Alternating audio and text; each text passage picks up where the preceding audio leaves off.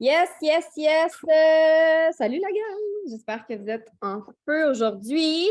Donc, Rhino 59, I love it, I love it. Je l'avais analysé sur l'image. Je me suis dit, il faut que je retienne le chiffre parce que je ne retiens jamais les chiffres.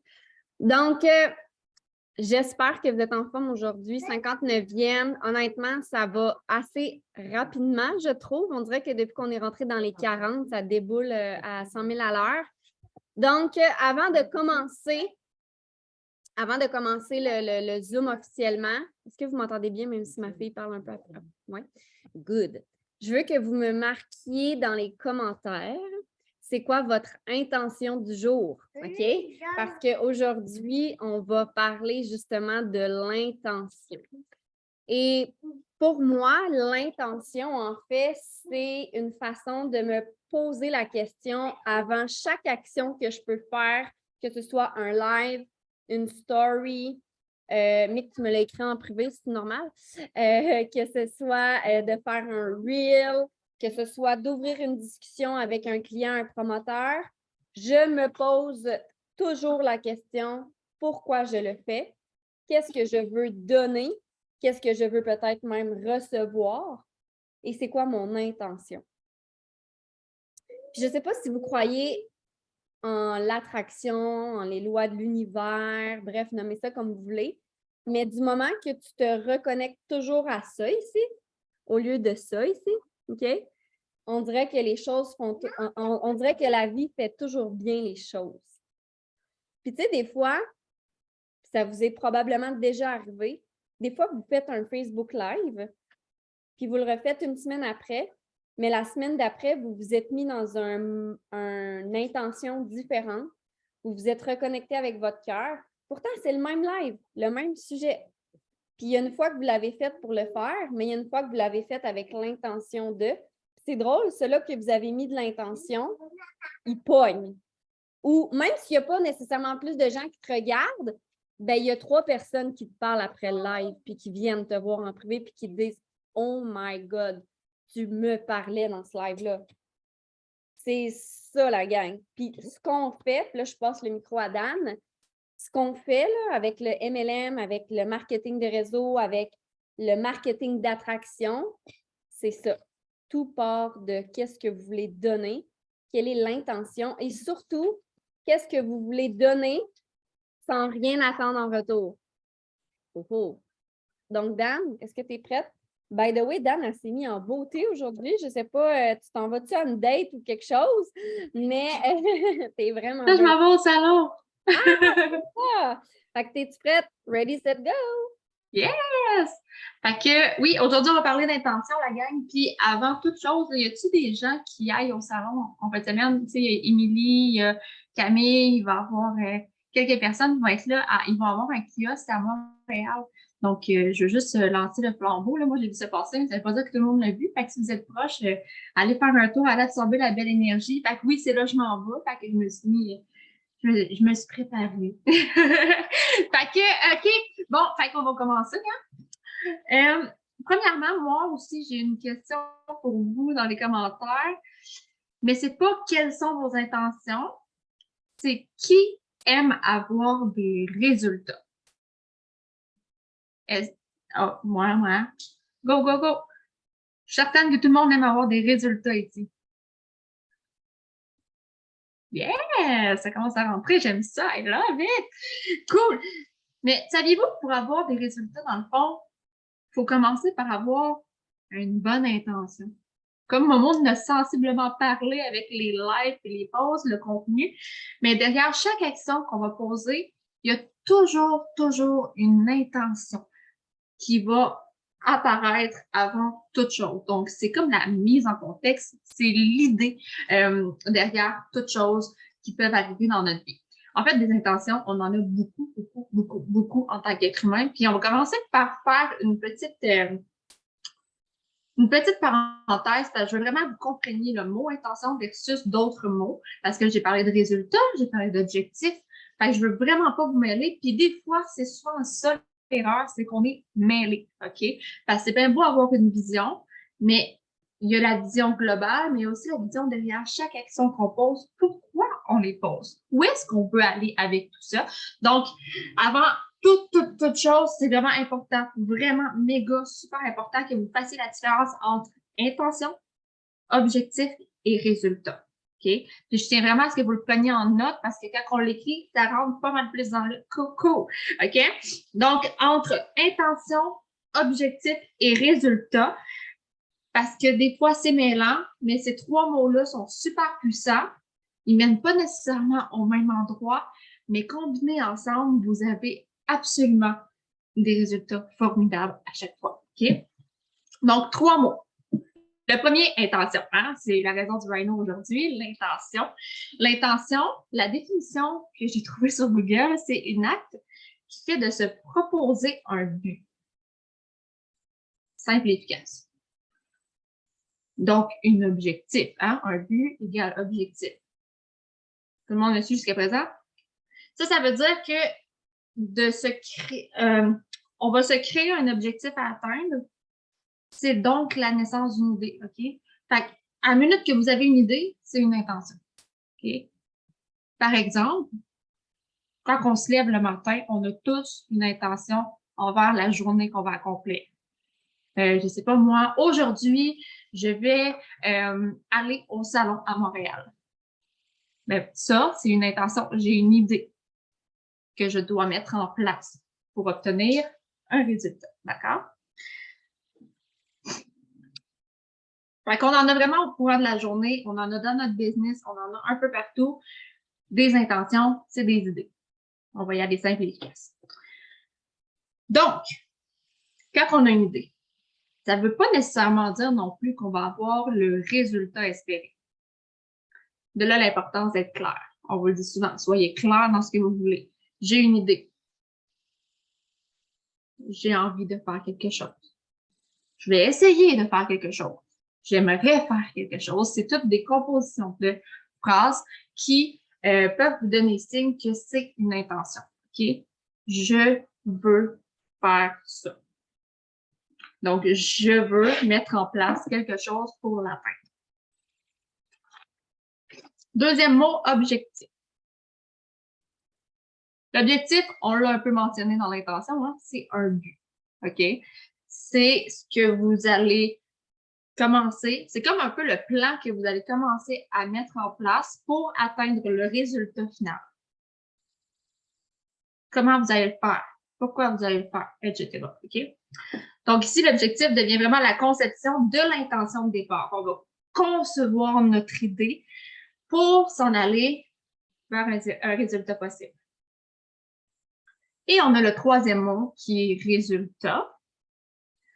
Et lui, sa définition, c'est ce qui arrive ou se produit. C'est une activité consciente dirigée. OK? Donc, c'est consciemment mené en place. J'ai comme perdu mon mot, là. C'est comme ce qui est rendu concret. Vous l'avez atteint. C'est fait. C'est la destination finale où est-ce que vous êtes.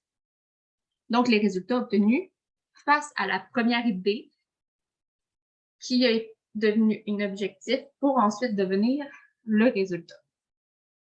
Simple? Donc, clairement, c'est trois mots très importants à faire travailler ensemble qui va vous concevoir un plan pour vraiment venir à bout de vos idées de départ.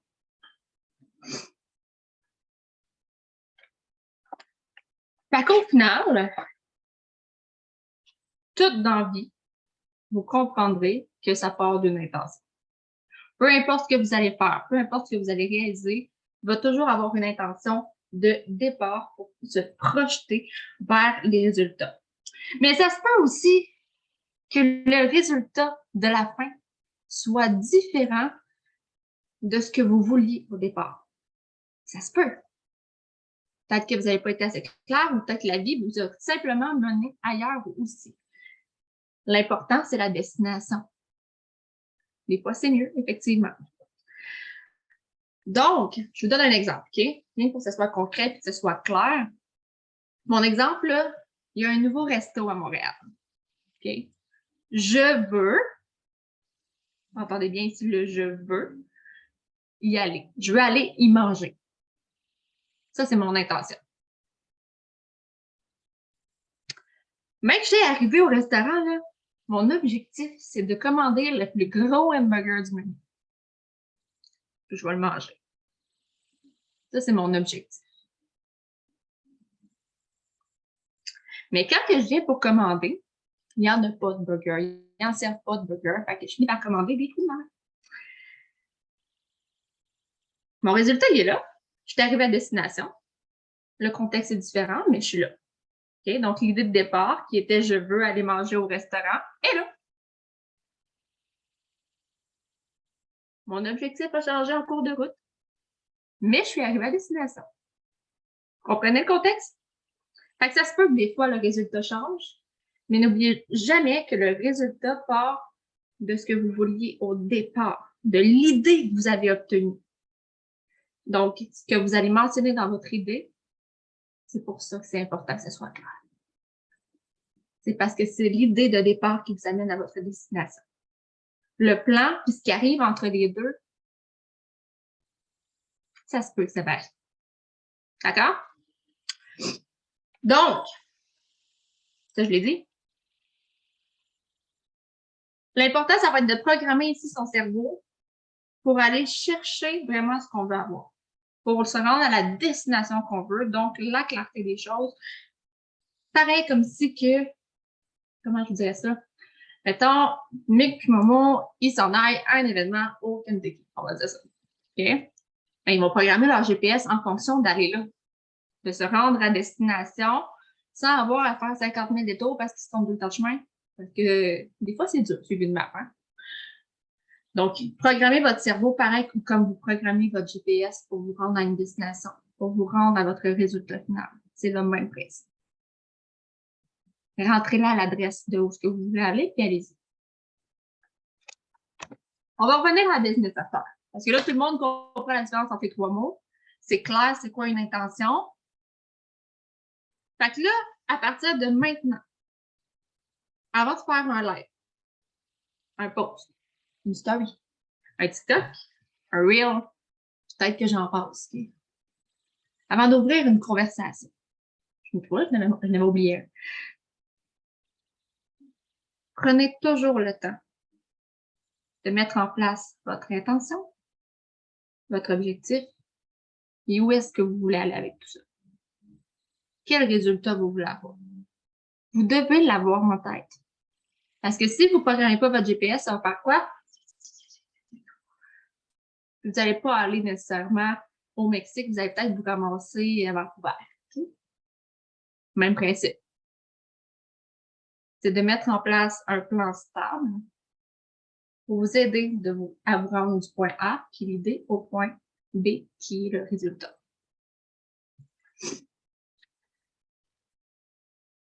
Fait où vous voulez aller avec ce contenu-là? Avec le contenu que vous allez vous apprêter à partager, là, vous voulez vous mener à quoi? Vous voulez que ça mène à quoi? Qui vous voulez qui vienne vous jaser par après? Qui vous voulez toucher? Pourquoi vous voulez le faire? Qu'est-ce que vous voulez nécessairement? C'est quoi l'idée que tu as eue au départ? Je veux aller en live. Pourquoi? C'est toutes des questions importantes à se poser. Puis honnêtement, moi, depuis que je l'ai mis en pratique, effectivement, c'est complètement différent. Parce que je pars avec une idée. Le reste, ça change. Donc, il faut vraiment avoir la bonne intention, claire, dès le départ. Prenez toujours le temps de penser. Même si vous devez prendre 5 minutes, 10 minutes avant votre live, faites-le. Je vous garantis que ça va être plus puissant. Je sais que des fois, je dis, les meilleurs lives, c'est quand je pègue direct sur le piton, mais justement, quand je fais ça, je ne sais pas où je m'en vais. Je laisse complètement l'univers s'en charger. Mais j'ai quand même une idée. Rester authentique. D'accord? Je veux rester authentique et montrer aux gens que moi aussi, des fois, je prépare pas nécessairement du contenu. Et je vais aller toucher des gens qui recherchent ça. Puis oui, effectivement, des fois, ça devient plus rapidement à force de le faire. Donc, prenez le temps de le faire. Établir vos intentions, vos objectifs, vos résultats pour finalement mener à un tout et faire un contenu qui va être 100 fois plus, je ne vais pas dire intense, là, mais j'ai pas de mots. Fait qu'on va y aller avec intense. Plus puissant. Puissant, on va y aller là. Donc là, j'ai établi un call to action. C'était un call qui était relativement court, mais très important. OK? Donc, votre call to action, super simple. C'est avant votre prochain rêve. Pas celui de demain, là. Votre prochain rêve aujourd'hui. OK? Parce que je veux pas que vous preniez 2 jours pour y penser. Pratiquez-le. Je veux que vous écrivez à votre mentor. Par exemple, moi, je m'en vais en live. J'écris à Camille.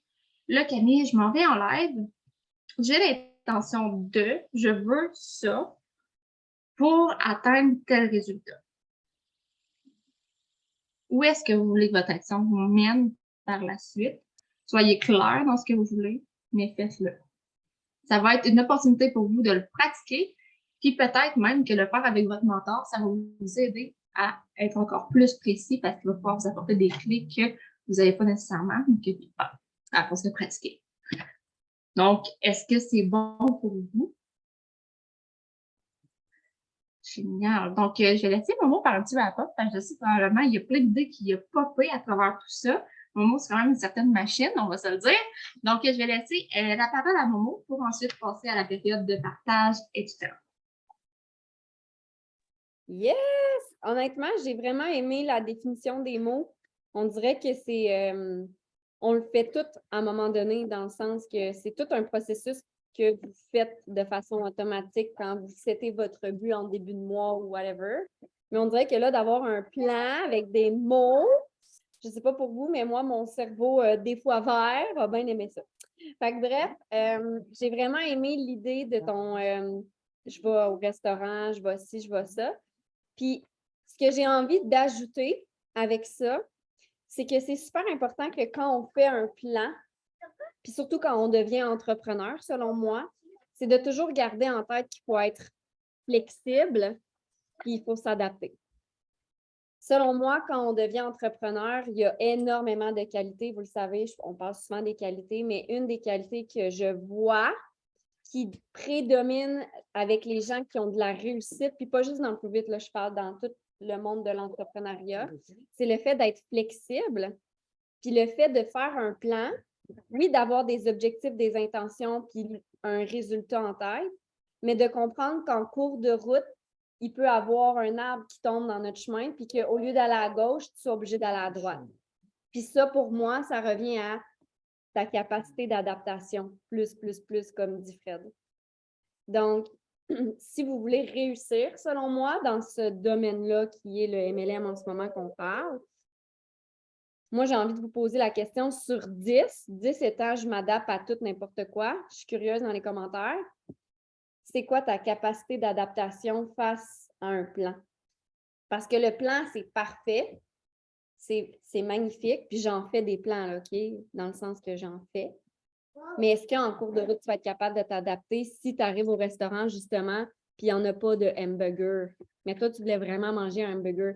Est-ce que tu vas te mettre à faire le bacon à terre, pleurer, puis chialer au serveur, faire « Il n'y a pas d'hamburger! » Ou tu vas faire « Bon, ben je vais regarder autre chose. » Ou à la limite, tu vas changer de restaurant. Est-ce que tu vas être la victime? Finalement, tu vas prendre la responsabilité de toi-même. Tu vas dire « Bon, regarde, il n'y a pas d'hamburger, ça sera une prochaine fois, je vais prendre le steak à la place. » Puis c'est un exemple super banal, mais qui peut se mettre dans votre business. Dans votre business, quand vous faites un plan, quand vous allez en live, quand vous faites ci, puis que vous n'avez pas le résultat que vous voulez, c'est quoi la façon que vous réagissez? Merde, ça n'a pas marché, c'est de la merde, je vais arrêter, j'en ferai plus jamais. Ou tu te fais, oh non, je vais en refaire un autre. Puis la prochaine fois, au lieu de le faire assis dans mon divan, je vais le faire debout. Peut-être qu'en étant debout, l'énergie va être mieux. Fait que j'avais juste envie d'ajouter flexibilité et capacité d'adaptation, super important. Vraiment, vraiment, vraiment beaucoup. Puis le call to action, honnêtement, si vous voulez le faire, puis le mettre déjà en place, allez voir votre mentor, dites votre intention du jour avec le live, puis je pense que ça va être très, très, très puissant. Donc, merci, Dania. Super call. On va arrêter l'enregistrement. S'il y en a qui ont des questions, des partages, ça va être le temps.